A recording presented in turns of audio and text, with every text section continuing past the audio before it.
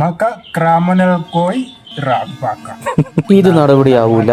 തൽക്കാലം നമുക്ക് ഇങ്ങനെ അഡ്ജസ്റ്റ് ചെയ്യാം. Let us go to the villages. അല്ല പിന്നെ അപ്പം എങ്ങനെ നമ്മൾ പോവല്ലേ? ഇന്നൊരു ഗ്രാമത്തിൻ്റെ കാഴ്ചകളിലേക്ക് പോയാലോ? ഇതാണ് നമ്മുടെ കൊച്ചു ഗ്രാമം. ലൊക്കേഷൻ എന്നാണ് ഈ ഗ്രാമങ്ങളെ പൊതുവെ ഈ മനുഷ്യർ പറയാറ്. ഇത് കാണുമ്പോൾ തന്നെ അറിയാലോ, അതിഭീകരമായ കാഴ്ചകളൊന്നും കാണാനില്ല. നമുക്ക് ട്രഡീഷണൽ ആയിട്ടുള്ളൊരു വീട് കാണാൻ വേണ്ടി പോവാം. ഇത് ടൗണിനോട് ചേർന്ന് കിടക്കുന്നൊരു വില്ലേജാണ്.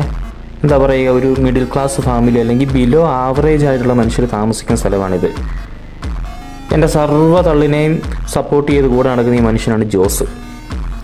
ജോസിൻ്റെ വീട്ടിലേക്കാണ് നമ്മളിന്ന് പോകുന്നത്. വലിയ കടബാധ്യതകളൊന്നും ഇല്ലാതെ പതിയെ പതിയെ പണി തീർത്ത് വരുന്നൊരു വീടാണിത്. ഇതാണ് ജോസിൻ്റെ സാമ്രാജ്യം.